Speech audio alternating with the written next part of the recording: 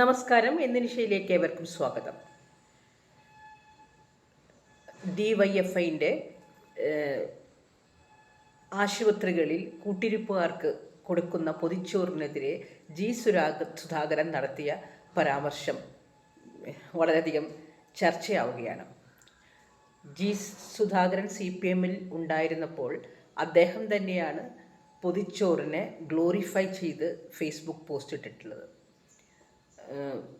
എരിയുന്ന വയറിനെ ആശ്വാസമായി ഹൃദയപൂർവ്വം DYFI എന്ന് പറഞ്ഞൊരു പോസ്റ്റ് അദ്ദേഹം ഇട്ടിരുന്നു. അന്ന് അദ്ദേഹത്തിന് പൊതിച്ചോറ് ലോകത്തിൽ വെച്ച് ഏറ്റവും ശ്രേഷ്ഠമായ കാര്യമായിരുന്നു. വിയോജിപ്പുകളാവാം, പക്ഷേ ഇഷ്ടമില്ലാത്ത തച്ചി തൊട്ടതെല്ലാം കുറ്റം എന്ന രീതിയിൽ ആണ് ഇവിടെ നടക്കുന്നത്. അത് സുധാകരൻ പറഞ്ഞുകൂടാത്ത കാര്യമാണ്. കാരണം അദ്ദേഹത്തിന് ഇഷ്ടമായിരുന്നു ആച്ചിയെ. ആ പ്രസ്ഥാനത്തിൽ നിന്നുകൊണ്ട് തന്നെ അദ്ദേഹം അതിനെ ഗ്ലോറിഫൈ ചെയ്തിട്ടുണ്ട്. CPM അല്ലാതായി എന്ന് പറഞ്ഞ് പുറത്തു കടന്ന ഒരു വ്യക്തിയാണ് അദ്ദേഹം. അവിടെ തിരുത്തപ്പെടേണ്ട അനവധി കാര്യങ്ങളുണ്ട്. അത് തിരുത്തപ്പെടുക തന്നെ വേണം. പക്ഷേ സുധാകരൻ പറഞ്ഞത് അതെല്ലാം പിന്നെ എന്തിനാണ് സർക്കാരിൻ്റെ ഉത്തരവാദിത്തം എന്താണ്, പിന്നെ എന്താണുള്ളത്? സുധാകരൻ മന്ത്രിയായിട്ടുണ്ട്, MLA ആയിട്ടുണ്ട്, എല്ലാം ആയിരുന്ന ആളാണ് CPMൻ്റെ. അന്ന് അത് സർക്കാരിൻ്റെ ഉത്തരവാദിത്തമായിരുന്നു എന്നുള്ളത് അദ്ദേഹത്തിന് അറിയാമായിരുന്നില്ലേ? സോഷ്യലിസം എന്ന് പറഞ്ഞാൽ basic needs, food, clothing and shelter, അതുപോലെ തന്നെ അതിലപ്പുറം മനുഷ്യരുടെ ആരോഗ്യം വളരെ വലുതാണ്, അതിന് പ്രാധാന്യം കൊടുക്കേണ്ടതുമാണ്. അപ്പോൾ അന്ന് സുധാകരൻ അറിയാമായിരുന്നില്ലേ ഈ കൊടികുത്തും ആശുപത്രി പൊളിറ്റിക്കലൈസ്ഡ് ആകാൻ പാടില്ല എന്നുള്ളതൊക്കെ സുധാകരൻ അറിയാൻ പാടില്ലാത്തതാണോ? അന്ന് ചെയ്തതൊക്കെ അന്ന് തെറ്റാണെന്ന് സുധാകരൻ പറഞ്ഞിട്ടില്ല ഉള്ളിലിരുന്നുകൊണ്ട്. പുറത്തു വന്നപ്പോഴാണ് സുധാകരൻ വിളിച്ചു പറയുന്നത്. അവിടെ നിന്നുകൊണ്ട് യഥാർത്ഥ കമ്മ്യൂണിസ്റ്റ് പാർലമെൻ്ററി വ്യാമോഹങ്ങളെന്നെല്ലാം മാറ്റിവെച്ച് അത് തെറ്റാണെന്ന് പറയാനുള്ള ആർജവം കാണിക്കേണ്ടിയിരുന്നു. എത്ര നല്ല നല്ല കമ്മ്യൂണിസ്റ്റുകാർ ഒരു ഭരണ സംവിധാനത്തിൻ്റെ ഭാഗമാവാതെ ഒരു പദവിയും മോഹിക്കാതെ തിരുത്തി വിളിച്ചു പറഞ്ഞിട്ടുണ്ട്. അന്ന് സുധാകരൻ അത് ചെയ്തിട്ടില്ല. പക്ഷേ ഈ സംഗതി എനിക്ക് CPMനോട് കടുത്ത വിയോജിപ്പുകളൊക്കെ പലപ്പോഴും, നിലവിലെ CPMനോട് കടുത്ത വിയോജിപ്പൊക്കെ ഉണ്ടെങ്കിലും ഈ ഹൃദയപൂർവ്വം പരിപാടിയോട് എനിക്ക് വളരെയധികം ഇഷ്ടമുള്ള കാര്യമാണ്. കാരണം ഓരോ അത് കൊടുക്കുന്ന കോൺട്രിബ്യൂട്ട് ചെയ്ത ഓരോ ആൾക്കാരും അവരെ മനസ്സുകൊണ്ട് ഉണ്ടാക്കി കൊടുക്കുകയാണ്. രോഗികളുടെ ഉത്തരവാദിത്തം സർക്കാരിൻ്റെയാണ്, അവർക്ക് കൊടുക്കുന്ന പാല്, മുട്ട സാധനം. പക്ഷെ കൂട്ടിയിരിപ്പുകാർ, കൂലിപ്പണിക്കാരും ഇപ്പോൾ കുറേ കൂടി ആൾക്കാർ ഗവൺമെൻറ് ആശുപത്രികളെ ആശ്രയിക്കുന്നുണ്ട്. പക്ഷേ അടുത്ത കാലം വരെ വളരെ സാധാരണക്കാരായ മനുഷ്യരാണ് ഗവൺമെൻറ് ആശുപത്രി അവലംബിക്കുന്നത്. അവരെ നോക്കാനായിട്ട് കാശ് കൊടുത്ത് നേഴ്സിനെയൊന്നും പ്രൊവൈഡ് ചെയ്യാനുള്ള കപ്പാസിറ്റി ഒന്നും ഇല്ലാത്ത ആൾക്കാരാണ്, പ്രാപ്തി ഇല്ലാത്ത ആൾക്കാരാണ്. അപ്പോൾ അവരുടെ ഭക്ഷണം, അവരുടെ ജോലി കൂലിപ്പണിയായിരിക്കും മിക്കവാറും, അല്ലെങ്കിൽ സാധാരണ ജോലികൾ, അസംഘടിത മേഖലയിൽ ജോലിയുള്ള ആൾക്കാരായിരിക്കും.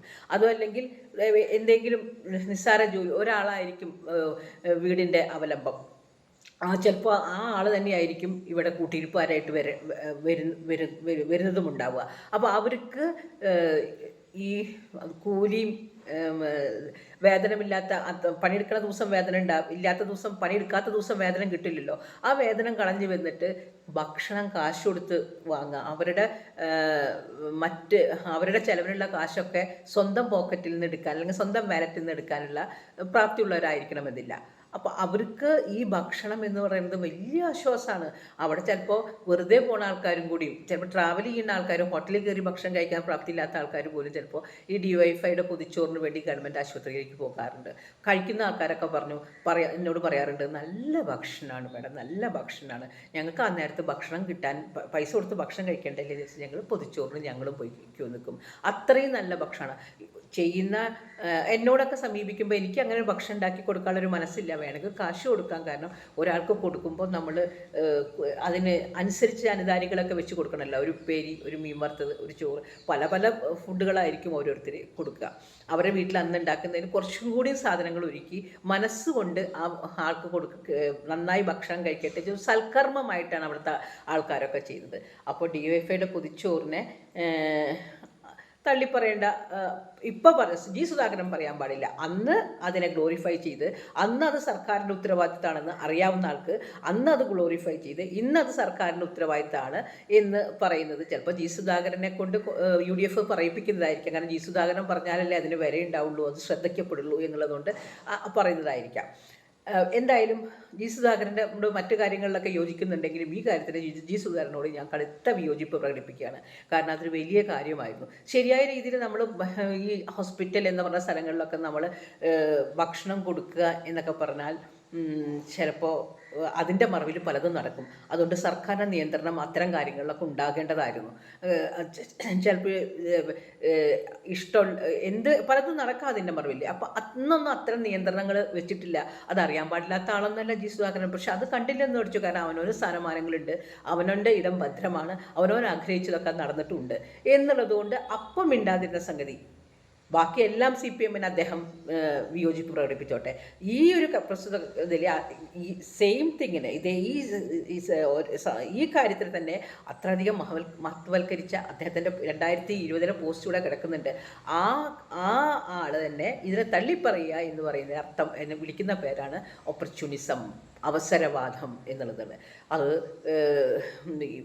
എല്ലാ ഭക്ഷണങ്ങളും ഇപ്പം സേവാഭാരതി കൊടുക്കുന്നുണ്ട്, ഇവർ കൊടുക്കുന്നുണ്ട്. ശരിക്കും പറഞ്ഞാൽ ചാരിറ്റി തന്നെ ഒന്നും കൊടുക്കേണ്ട ആവശ്യം, ഒക്കെ സർക്കാരിൻ്റെ ഉത്തരവാദിത്തമാണ്. സർക്കാർ അതിൻ്റെ ഇരട്ടി ടാക്സ് സാധാരണക്കാരിൽ നിന്ന് വാങ്ങിക്കോട്ടെ.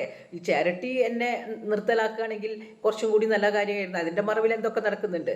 അപ്പോൾ സേവാഭാരതി നടത്തുന്നുണ്ട്, വേണമെങ്കിൽ UDFും കൂടി നടത്തിക്കോട്ടെ. കാരണം ജനങ്ങൾക്ക് സർക്കാരിന് നടത്തുന്നില്ല. ഒരു പരിഷ്കൃത സമൂഹത്തിൽ ചെയ്യേണ്ട കാര്യങ്ങളൊന്നും സർക്കാർ ചെയ്യുന്നില്ല, അല്ലെങ്കിൽ ചെയ്യാനായിട്ടുള്ള സർക്കാരിൻ്റെ ഖജനാവ് ഇപ്പോൾ അത് അനുവദിക്കുന്നില്ല. ഖജനാവ് മുഴുവൻ ലൂട്ടഡാണ് ഇപ്പോൾ ഈ രാഷ്ട്രീയക്കാർ ലൂട്ട് ചെയ്ത് കൊണ്ടിട്ടുള്ളതാണ്. അപ്പോൾ അത് ചെയ്യുന്നവർ ചെയ്തോട്ടെ. ഇത്തരം കാര്യങ്ങൾ കൂട്ടിരിപ്പുകാർക്കാണ് ഭക്ഷണം കൊടുക്കുന്നത്. കൂട്ടിരിപ്പുകാർ അവരുടെ തൊഴിൽ, അവരുടെ കൂലി, വേല ഒക്കെ വേണ്ടെന്ന് വെച്ച് വരുന്നവരാണ്. അവർക്കൊരു ഭക്ഷണം കൊടുക്കുന്നത് വലിയ കാര്യമായിട്ടാണ് എനിക്ക് തോന്നിയിട്ടുള്ളത്. സർക്കാർ സോഷ്യൽ സ്റ്റേഷനിലെ രോഗിയുടെ ഉത്തരവാദിത്തമുണ്ട്, കൂട്ടിരിപ്പുകാരുടെ ഉത്തരവാദിത്തം സർക്കാരിനില്ല. അങ്ങനെയാണെങ്കിൽ നേഴ്സസ് അത്രയ്ക്കധികം അവിടെ ഉണ്ടായിരിക്കണം. നമ്മുടെ അത്രയും പോപ്പുലേറ്റഡ് ആണ്, ആളുകൾ വന്ന് നിറയുന്നൊരു സ്ഥലമാണ് ആശുപത്രികളൊക്കെ. അവിടെ സർക്കാരിനെ എന്ത് ചെയ്യാൻ പറ്റും? നേഴ്സസിനെ കൂടുതൽ അപ്പോയിൻറ്റ് ചെയ്യണം.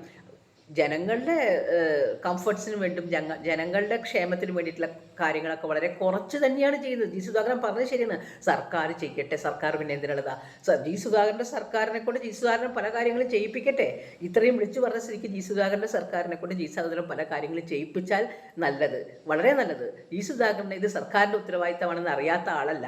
പക്ഷേ അത് CPMൽ നിന്നപ്പോൾ പൊതിച്ചോറിനെ ഗ്ലോറിഫൈ ചെയ്യുകയും CPM വിട്ടപ്പോൾ വേറെ പിണറായി വിജയനെ തള്ളി പറഞ്ഞോട്ടെ, അവിടെ അദ്ദേഹത്തിന് വീഴ്ച പറ്റിയിട്ടുണ്ട്, ദൗർബല്യങ്ങളുണ്ട്, പാർട്ടിയെ തള്ളി പറയട്ടെ. പക്ഷേ ജി സുധാകരൻ പിണറായിയെ രക്ഷിക്കുന്നില്ല, ഇവർ പിണറായിയെ രക്ഷിക്കണ്ടേ എന്നാണ് ചോദിക്കുന്നത്. അങ്ങനെയാണോ വേണ്ടത്? പിണറായിക്ക് വീഴ്ച ഉണ്ടെന്ന് അണികൾക്ക് തന്നെ മനസ്സിലായി, പാർട്ടി അംഗങ്ങൾക്ക് മനസ്സിലായി.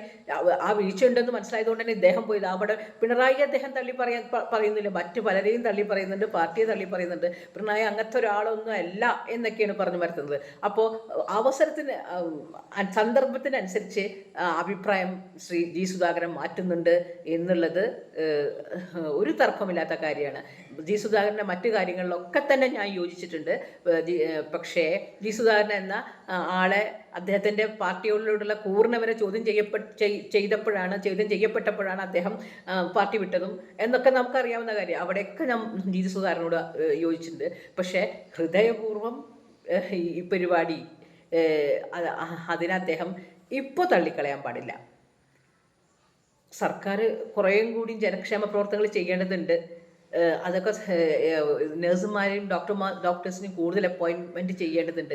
ഈവൻ ഡെൻ്റൽ ഒരു ഹോസ്പിറ്റലിലെ ഡെൻ്റൽ സർജൻ അവിടെയൊക്കെ ഈ ഡെൻ്റൽ വകുപ്പിൽ വളരെയധികം ദന്തരോഗ വകുപ്പിൽ വളരെ കുറവ് സർവീസേ കൊടുക്കുന്നുള്ളൂ.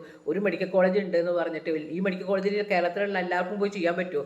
അതായത് ജനറൽ ആശുപത്രികളിലും മറ്റേ ഹോസ്പിറ്റൽസിലൊക്കെ ഒരു ഈ ഡെൻ്റൽ സർജൻ്റെ സർവീസ് പ്രൊവൈഡ് ചെയ്യേണ്ടതാണ്. അതിന് ഈ സ്വകാര്യ ലോബിയായിട്ട് എന്താ പറയുക, അണ്ടർ കറൻസ് ഉണ്ടായിട്ട് ആ ജനങ്ങൾക്ക് കിട്ടേണ്ട സർവീസൊക്കെ അവിടെ തടയപ്പെടുന്നുണ്ട്. അതിലേക്കൊക്കെ ജി സുധാകരൻ ഒന്ന് ആഴ്ന്നിറക്കട്ടെ. എന്നിട്ട് അതിനെക്കുറിച്ചൊക്കെ പഠിച്ചിട്ട് ജി സുധാകരൻ സർക്കാരിനെ കുറിച്ചിട്ട് ഇപ്പോഴത്തെ കറൻറ്റ് സർക്കാരിനെ കുറിച്ച് പ്രസൻറ്റ് സർക്കാരിനെ കൊണ്ട് ചെയ്യിപ്പിക്കാൻ ശ്രമിക്കട്ടെ. ഒരു പൊതിച്ചോറും ഒരു സ്ഥലത്തും സംഘടനാ പ്രവർത്തനം പാടില്ല എന്ന് പറയുന്നത് ശരി. അങ്ങനെയാണെങ്കിൽ ആശുപത്രിയിൽ സംഘടനാ പ്രവർത്തനം, സർക്കാർ സ്കൂളിൽ അധ്യാപകർക്ക് യൂണിയൻ പ്രവർത്തനം പാടില്ലല്ലോ, മറ്റ് സ്ഥലങ്ങളിലൊന്നും സംഘടനാ പ്രവർത്തനം പാടില്ലല്ലോ, പൊളിറ്റിക്കൽ ഓർഗനൈസേഷൻ അതിൻ്റെ ഉള്ളിലേക്ക് കയറാൻ പാടില്ലല്ലോ. അപ്പോൾ ആ പറഞ്ഞതിൽ അതിനോട് എനിക്ക് യോജിക്കാൻ പറ്റുന്നില്ല. അവിടെ അതിനോട് കടുത്ത വിയോജിപ്പുണ്ട്. മാത്രമല്ല, അദ്ദേഹം അവസരവാദപരമായ നിലപാട് എടുത്തിട്ടുണ്ടെങ്കിൽ ജനങ്ങൾ മണ്ടന്മാരുമല്ല. അദ്ദേഹത്തിനോടുള്ള മതിപ്പ് പോവാതിരിക്കാൻ അദ്ദേഹം ഇത്തരം കാര്യങ്ങൾ പറയാതെ ബാക്കി എല്ലാ കാര്യങ്ങളും ചെയ്യട്ടെ.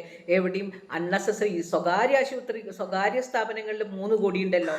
ഞങ്ങളൊക്കെ വ്യവസായം നടത്തിയപ്പോൾ അന്ന് സുധാകരനും കൂടിയും ഭാഗമായിട്ടുള്ള CPM-ൻ്റെ കൂടി വന്ന അനാവശ്യമായ കാര്യത്തിൽ സമരം ചെയ്ത് നമ്മളെയൊക്കെ കൂട്ടിച്ചിട്ടുണ്ടല്ലോ. അപ്പോൾ സ്വകാര്യ സ്ഥാപനത്തിൽ പോലും കൊടി വയ്ക്കാം.